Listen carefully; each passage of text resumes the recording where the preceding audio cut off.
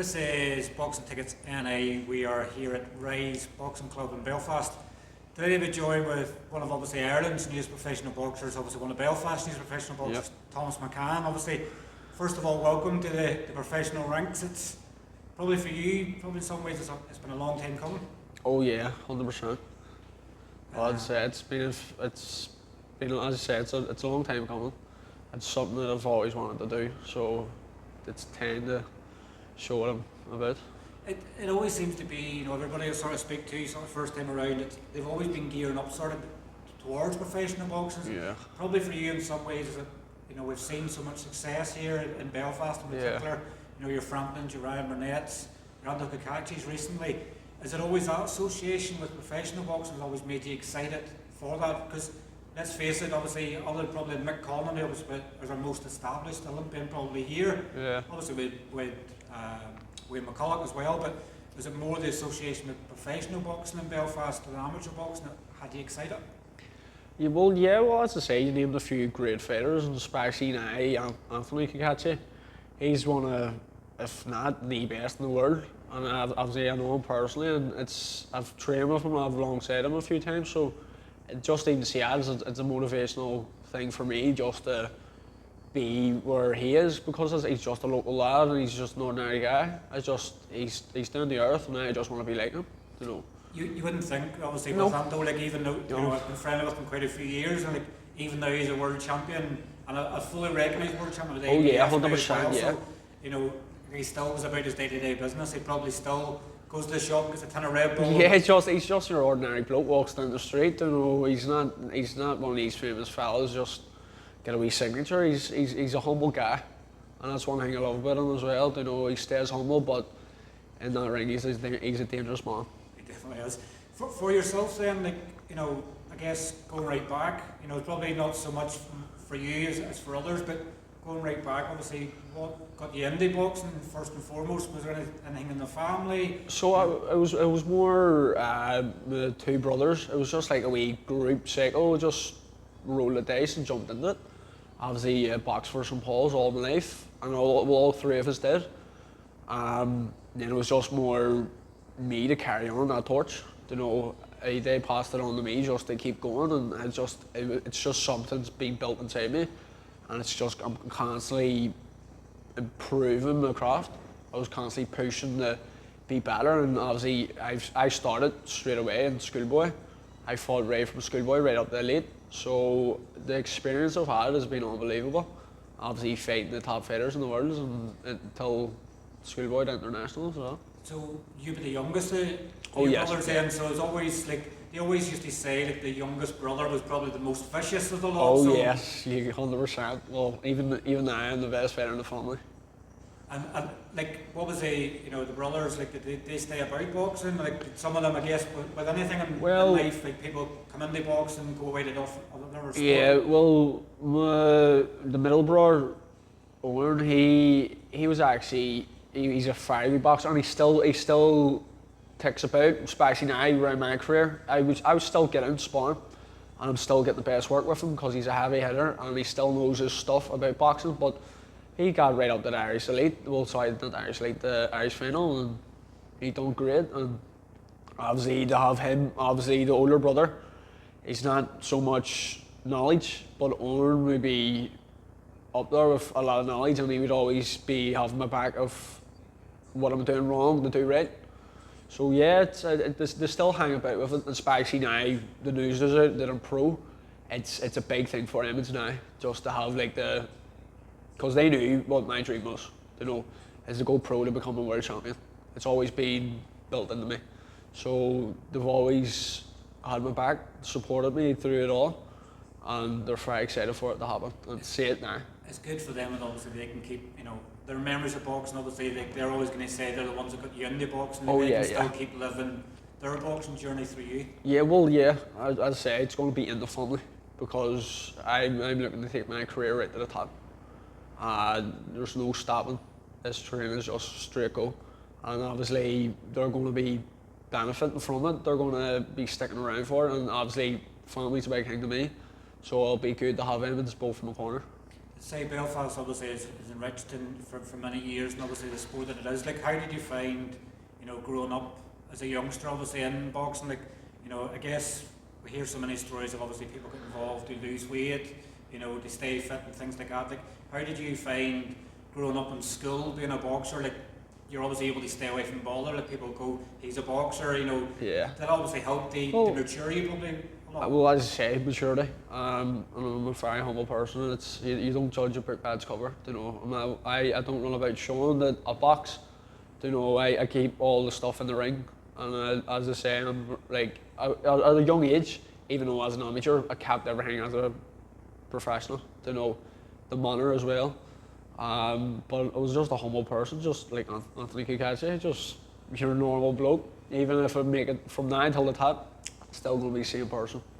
Who would you say probably your early years of getting into boxing, who would you sort of look to your role models sort of in the sport? Like, did you have any local ones? Like, I guess everybody looks at your Floyd Mayweathers and things like that. Who were your sort of idols sort of coming up in the early stages of boxing? So my early stages was more into the amateur scene. So it was more Brandy Irvine. He was always the top one for me. And obviously growing up in my teenage years, his career was just getting a boost, and he was an inspiration as well.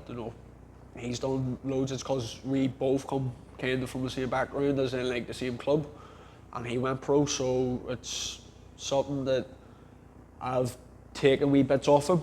And as I say, he's a class boxer, and I've taken wee bits off him to use myself. He was a very deadly person with him uppercuts. One thing you probably love to have from him is the power, obviously. Like, what did he have? 32 fights, 28 of his fights finished by stoppage. Like, only 4 fights ever won the distance for James Tennyson's career. It is like his momentum. That's what drove him to it. See when you can see you're hurt, he does it, but he does it smart as well. He pushes it, but he'll push you till the limit, until you're down. He gives you a Mexican style. You have to stop him to get him done. He'll just keep back up. That's teeny for you. And speaking obviously on your amateur career, like, did you have any success as an amateur? I guess that the one good thing you've had as an amateur, you've had defeat. We see so many nowadays in boxing where people all look at that Floyd Mayweather of the 50-0 sort of thing. Like, how did you overcome defeat? Like, were you a bad loser? No. I guess you were robbed at times in fights, as we always see in amateur boxing. Like, how did you deal with a loss as an amateur? I think obviously at a young age you weren't really understanding what it was. It was just a play thing. Then you're getting into more the competitive side of it. So it was more the Irish. You were choking to get that Irish title. And obviously I think there was one stage that I was badly robbed in one of the championships. Everyone knew I won it, but that's when it got me that there was no like, do you even still have it? Like, it just got my hunger, and I was like, do you know what? I want him again. But even if I didn't get him, it got me my hunger to go for it again for the next championship coming. I want it.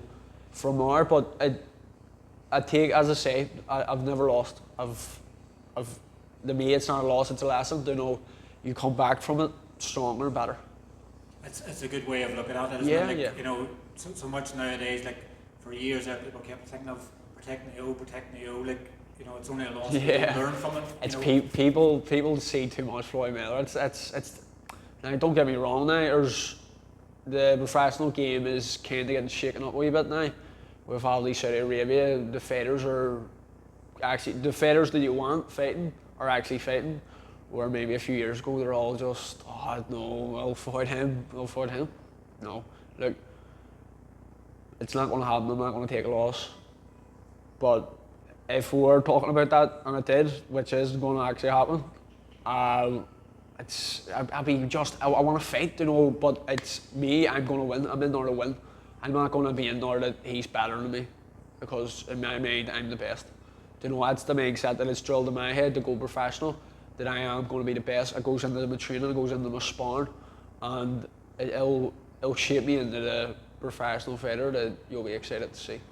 When did it change for you, obviously from amateur? When did you start thinking, of the professional boxing being an actual realistic target for you? Like, when did that change for you? It must have been very early. it started going until maybe youth 1, youth 2. I was more watching more videos and like now there was times like, because they're two different styles, but there was times I was just trying to like sit down on my punches, which in amateur you can't, you gotta be on your feet in and out. But that's when I was starting to, like, obviously my older coach was always like, no, just in and out, just stick to this style. But then I was like, that's when I started drilling that I'm pro, I'm going, that's my goal, because the Olympics, it was never happening for me. It wasn't my dream to do that. My dream was to turn professional and make, like, obviously you'll be getting paid for it as well, but I want to show like everyone who I am, and obviously I'm a high prospect in Ireland. I'm a very excited fighter too. I'm well known, so it's just it's great now that it's out that I'm a professional. That's the main thing, was the target, but the plan is to get this debut on the way and to show you is what it's all about. We're not on the distance. I guess it's one of them, isn't it, where you've had that hunger and desire of obviously having a pro style from very early on. Like, now it's not like when Gary's training at the gym, he's going, you can't do that because it's amateur boxing. You can live to your potential now of what you've been crafting for years that you haven't been able to. Well, like, look, as I say, I've been behind the scenes before any of the announcement was made. Me and Gary's been working for maybe the last year, and I was the drill into my head that professional. I even told the point, stop jumping, relax more on the feet. And I was more, even in the amateurs, I was more later rounds. I was getting like second and third round was my best rounds. First round, it took me a wee bit. So in my mind, I was like, that's another saying as well, that the 12 rounds are going to do me brilliant. It's staying calm and cool and collected. But me and Gary's been working like flat out, and as I say, the smallest things make a big difference. And he's been drilling it into my head that I had to get that professional style, take guard, As I say, he's been one of my top coaches from a young age. He's actually trained with me through St. Paul's, so I've known Gary well. And to start my pro journey with him, it's good. It's important sometimes to sort of have that from the amateur to the pro, but sometimes we see a lot of fighters, they switch from amateur to professional, and then I need a different coach. Yeah, so you have Gary that's been there with you, in that relationship that's built. It's good for you, the fact that he's coming with you to the pros, because now the things you've been working on, you couldn't use as an amateur. You can now go, here, remember we done this, but you couldn't do it as an amateur. Yeah. You're an open book now. He knows my style. Even when I came back to him, he knew what I was like. A few rounds just to see where I'm at the elite way, and he's clicked like that. It didn't take me months. He knew who I was and how I box, and he knows the aggression to bring. So it was just more from there. We'll do better. Do you know what I mean? We'll just keep working, in the gym, keep working. What would you sort of say is your main strengths as a boxer? Like, what can people expect of Tomas McCann as you turn over as a pro? Like, like you're saying, like, people's not going to see the final bell, so you're all action, you're devastating. Like, what can people expect? Well, same. I don't rush my work. It's art. I like to show you where that shot is. I pick it precise and where it is, and it's going to be sore. It doesn't matter if it's on the temple or the body, but more in the amateurs, I was notorious for putting people down with body shots, even in spawn as well. It's hard to put me down with them, but you're definitely getting put down by a body shot. And that's like head guards and stuff like that on the amateur as well, and still drawing people, so it shows the power's there. Oh yeah, 100%. Well, obviously when I moved, because COVID and all hit, I was in youth 2 maybe. And obviously you have your senior, you get the senior's more of a momentum what elite is, till elite, but I jumped straight from youth to elite, and I jumped into the Irish elites. I was always excited to get the headgear off, because that's when the professional, you always see it, but oh yeah, you feel a difference, but it's without the headgear, you have to adapt very quick, and as much as you can think that your temple's hard, sometimes it isn't. You'll feel the shots big time. So, but I love it. I love if you're going to hit me, you're going to get one back. How I guess, as you come into the professional ranks, you're probably going to have your first couple of fights. It's going to be against these journeyman type fighters, which I'm not slating because obviously that's their job and that's their role, but they're there to develop you from being an amateur and they're pro. Like, Yeah. I guess it's that mental aspect sometimes where you're saying well, you're a killer. Their jobs to try and last the distance. Yeah. So it's that mental game you play. Like you're not going to give them any respect. You know, like sometimes we see people go, they're a journeyman. We want people to fight every week. Like you're gunning for blood straight away. Well, yeah, you're 100% there, right? Like they're journeymen are tough. You know what I mean? You're not getting them out. As much loss as they have, as I say, they're there to shape you in the person. And like early, it's to build that record before jumping in. Now, don't get me wrong. Like there's a few top names out there. I'd love to just jump in because don't get me like. I say I'm not saying names, but I'm better than all these fighters, you know. And obviously, if I was in the ring with them, they would be hurt, you know. And that's one of my biggest motivations as well, to show that who I am as a person, as much as these boxers are showing who they are. No, I have nothing on me. The link up obviously Ian Gaughran obviously is managing you. Obviously Gary obviously is your coach here and Ian's going to manage you. How did that come about? You know, how did the link up with Ian Gaughran come about? So obviously me and Ian were in talks just way before. It was just a casual conversation what two people usually have, and he was just asking me the questions like is it something you want to do? And I was like 100%. You know, I think Ian is one of the top managers out there to do the right thing with your career. And I think he's going to take my career sky high. Like, do you sort of look at what opportunities he's got? Fighters obviously is Ruby Farrell obviously became an Irish champion last year. He's the first Irish champion in the stable. Like he's people in matchroom shows and he's a fighter on the Katie Taylor card and the 3 Arena as well. Like, do you look at that sort of experience Ian has as a manager? He can get you these opportunities. Well, yeah. Well, that's the first thing I say to him. You know, the saying with you, I want to be as active as possible. You know, these big shows, I don't want you to be dodging them. I want you to be giving my name. I want you to put my name down there. And he said that's what he wants. You know, I'm not scared of a fight. That's one thing I want to do. And he says I won't back down. But I think for him as a manager, he'll do the right things and pick the right opponents for me, because he's not in there for the money. I don't think. I think he's a good. He's down to earth fella. You know, he's in there for the fighters. You know. So I think to be a part of his stable, because even as I say, there's a load of promoters out there, or managers, who just be happy to sing you, but as I say, just before all this happened and pen the paper, he was boasting about me, always sharing the things, just giving that wee clip, like, what's this, is he turning pro? Do you know what I mean? So he did, he was very excited to see me, and that's one thing I like as well. I guess the one, a couple of things, obviously, turning professional, obviously it's having to pay for everything, like obviously professional game's not cheap, like is that a worry to you in any way, like obviously have to sell tickets and promote yourself, like you're well prepared for all that? Oh yeah, I'm well prepared for all that, but as I say, everyone knows that out of your early careers, like we haven't signed a contract for millions. We have to build ourselves. Oh, don't you or I be on a beach with a bottle of Corona, but look, we'll have to build our career. That's me. I'm not in it for the money. See, if I was jumping in, I wasn't getting paid. Sweet. As long as my career's building, and in my eyes, I can see that it's doing great.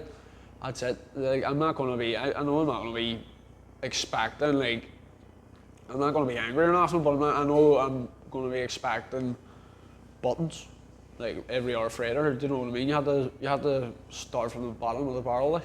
So, it's the build. It's a long-term investment, isn't it? It is. Obviously, your dream is to be a world champion. Yeah. So, like, you can't become a world champion and expect. You can't become overnight. Paydays straight away. You have to go towards it. Yeah. Well, I'd say there's fighters out there that in my eyes, who have sang with big ones, that they're more to have like maybe a family name, you know, that's getting them in big paydays, and you're looking like, how's he getting that money? You know, now, don't get me wrong, you know, I don't take anything away from any fighter, because see, it takes guts to get in the ring, but see, when it comes to the money, it's not important for the first few years. See, even when the world title, like even when the money comes, it's beneficial, but look, I'm in it for a dream, and I'm 100% going to be reaching my dream, and no one's going to stop me from doing it. I guess, now that, you were officially confirmed as a pro last month, like, Yeah. when are you hoping to make your professional debut? We'll have a show in April. I think it's been put out by the promoter. He has promoted it, and we're definitely on for it.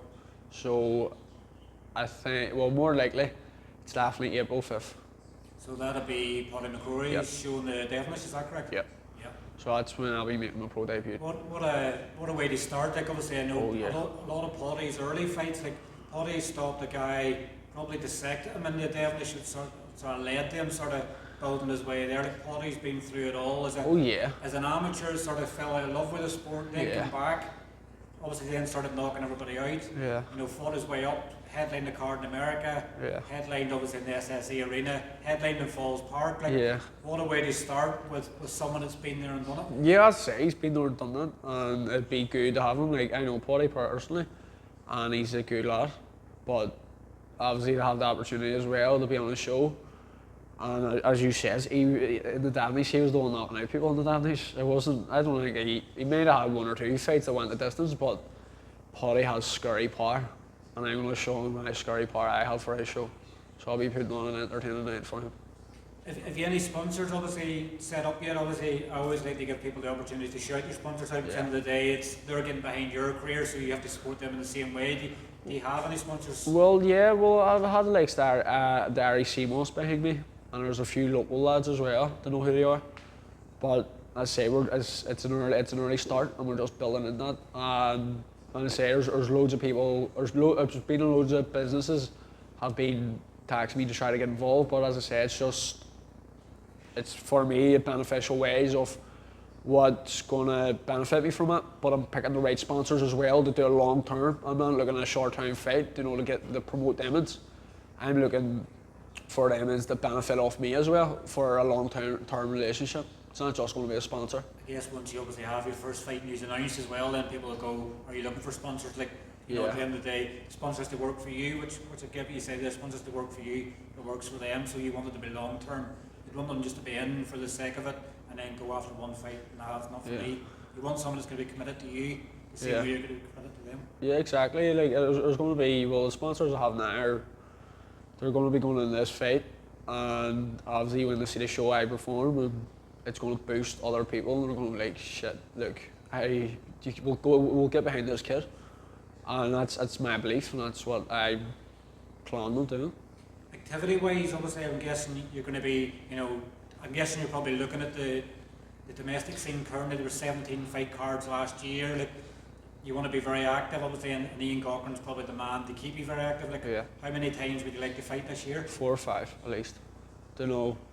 Look, I've seen fighters out there fight back, maybe back to back, in like the space of a month, just over a month. Look, not much people would do it. It takes balls to do it, but look, throw me in that fight, and if it's right, yeah. And most of the time, even, like, I'll be saying yeah to it anyway. Because I want to be as active as possible. But after, there's no long-term holidays for me. See, as soon as I've already signed pro, and I'll be knocking it down. That's my holidays, is in training.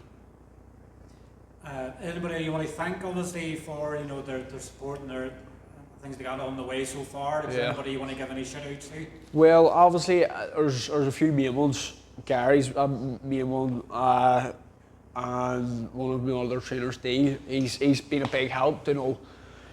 He, as I say, without them, this wouldn't be possible. We've started from scratch. With the club and stuff, and we had a dream. All our dreams is the same, is to do good.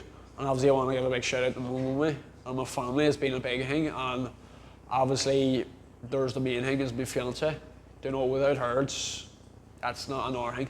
She's had my back through it all, and I say there's times I haven't been motivated, and she's motivated me to keep doing. She's always pushed me till heights that I never thought I could. And even at times you wake up, you would feel like getting out of bed. See me grab my feet and pull me out of bed. She's been one of the biggest helps for my career. So yeah, without them, this would be possible. I'll just be a boy with a dream. it's that support you need sometimes, isn't it? So like when you don't Just feel keep it like you small, want to yeah. train it, then go and come on. Yeah, yeah. Well, as I say, like, she's not, like, as I say, obviously Gary knows his place and stuff, but like, obviously when you're outside of the gym and sometimes stuff can be hard and I can start to have a toll on you, and you're like, look, maybe not today, I'll train tomorrow, but no, there's, as I say, the old Rocky, maybe there's no tomorrow.